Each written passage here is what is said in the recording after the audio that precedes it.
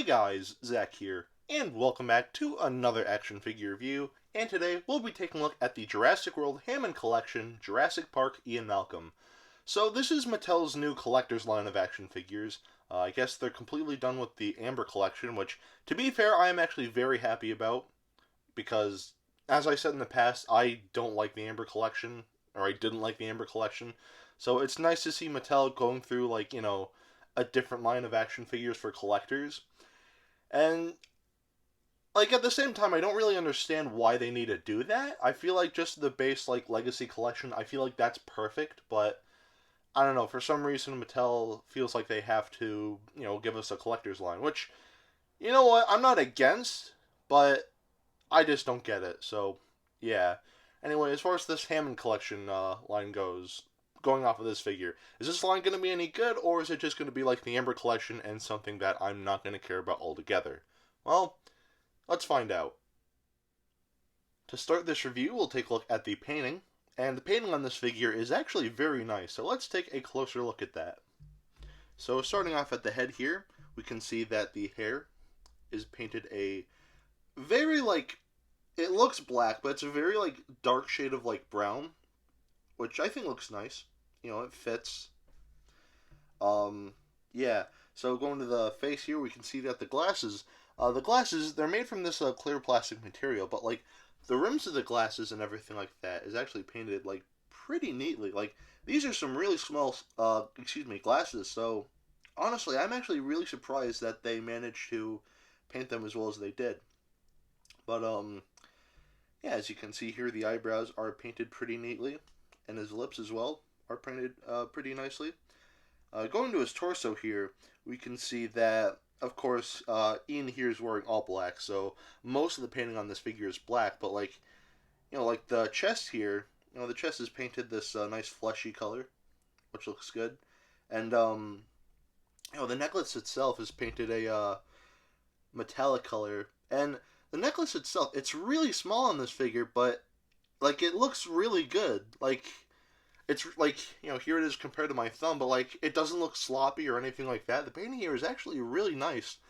And the gemstone, I don't know what this is, what he's wearing here, but still, I think yeah, the painting there is pretty nice. But yeah, going to his arm here again, we have this nice fleshy color. His watch here is painted black with a little bit of silver right here. And again, the watch here, it's really small. Here it is next to my thumb, but it's painted really nicely. And yeah, his belt buckle here is painted a metallic silver. And the buckles on his shoes are painted a metallic silver as well. And yeah, that's pretty much it for the painting on this figure. And for a little figure like this, the paint quality here is actually really nice. There are no paint defects or anything like that. It's all very high quality, and I really like that. So yeah, the painting on this figure is really good. So yeah, the painting here definitely gets a pass. Now we'll take a look at the articulation, and the articulation on this figure is actually pretty cool. So let's take a closer look at that. So starting off with the head, we have a ball joint at the base of the head, so you can look, well, you can make the head do a 360, of course. Turn Ian Malcolm into the Exorcist. He can't really look up or down, or he can look down a little bit, but it looks more like a nodding, and not so much like him actually looking down. But yeah, the arms can rotate like so, and they can move outwards just like that. And same with the elbows here. There's a bend here, and they can move 360 here. For some reason on mine, the joint here is kind of sticking out. I don't know what that's about, but yeah, just something to keep an eye out in case you decide to buy this figure. There's actual wrist articulation on this figure, which is pretty impressive. When the Legacy collection of figures came out, those figures did not have any, wrist articulation, and they still don't. And I thought the reason why they didn't was because, these figures were too small to have joints like that, but this figure proves otherwise, so for me, it's just kind of why don't we have wrist articulation for the Legacy Collection figures? It would be really nice if they gave us that, but that's besides the point.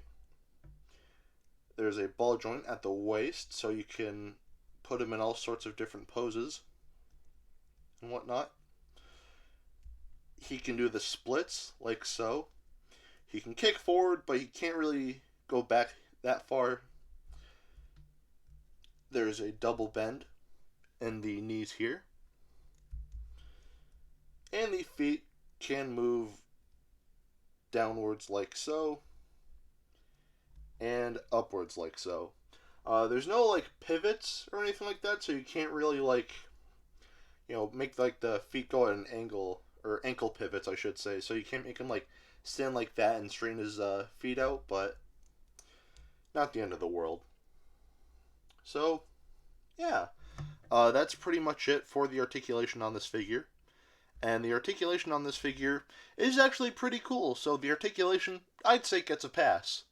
Ian also comes with some alternate pieces, and to put them on, all you have to do is pop the arms off, put the jacket piece on, and put the alternate arms in. And there you go, Ian Malcolm is now in his jacket, and I think this looks pretty cool. For the sake of this review, I'm going to keep him without his jacket, but still, this is how he comes in the box, so yeah, honestly, I think this is a really cool feature, and I'm glad they included this.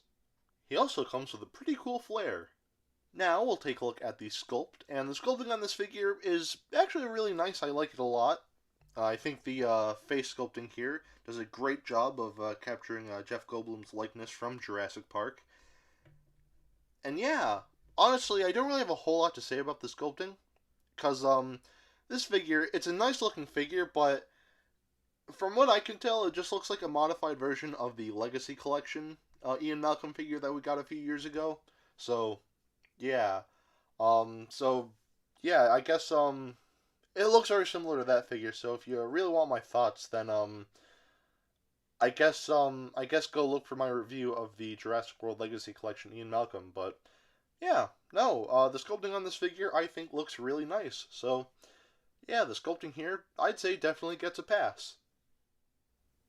Now, we'll take a look at the detailing, and the detailing on this figure is actually really nice, so let's take a closer look.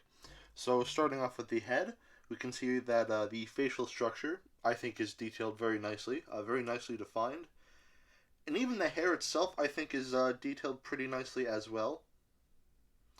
Of course, going to his torso here, his shirt is detailed very nicely. All the little wrinkles and creases and folds and everything like that are detailed very nicely. And even the necklace there, I think, looks pretty decent. And yeah, continuing down to his pants here. Again, we just have a lot more like folds and wrinkles, which look great. And even his watch here is detailed pretty decently as well. And of course, lastly, going to his shoes here, all the buckles and everything like that are detailed very nicely here. So, yeah, and on the back, we just got a lot of like the pockets here are detailed very nicely, and again, all the wrinkles and folds in the shirt and pants and whatnot detailed very nicely. So, yeah, that's pretty much it for the detailing on this figure, and the detailing here is actually pretty good. So the detailing here, I'd say, gets a pass. Now we'll do some size comparisons. Here we have the original Jurassic World Legacy Collection, Ian Malcolm. Here we have the Kenner Lost World Ian Malcolm. Unfortunately, I do not have the original Kenner Jurassic Park Ian Malcolm, so we're just going to have to settle with the Lost World Ian Malcolm, which I still think is a pretty good figure. Here we have a nice can of Dr. Pepper. And yes, I did buy a whole case of Dr. Pepper, mainly because it had Rexy on it, so yeah. Of course, here we have Dr. Billy Grant. And some hand sanitizer. Actually, there we go. Here we have some hand sanitizer. So at the end of the day, should you get this figure? Honestly, I'd say yeah. So far, we just started this Hammond collection, and so far, I think it's off to a pretty good start. I actually like it a lot. So far, we have this figure. We have the original Jurassic Park Velociraptor, which for some reason has the Jurassic World head design, which I don't get. It's really frustrating to me, but whatever. We have the Lost World Jurassic Park Parasaurolophus, which I do have, and we're going to be taking a look at that next week, spoiler alert. And lastly, we have the Jurassic World Fallen Kingdom Baryonyx of all creatures. I Don't know why they went with that, but, you know, it is what it is, I guess. I mean, I personally would have gone with, like, Ceratosaurus or even T-Rex, but we are getting a T-Rex, and wow, that figure looks incredible. But, yeah, going back to this figure, though, I think it's a really nice figure. I like it a lot. Uh, so far, like, right off the bat, I just want to say that, you know, this line is, so far, like, it's really frustrating to me, right? Like, Ian Malcolm, I think, is a great figure, and I think, like, it's, like, you know, the quality is great. Overall, I just think this is a great figure.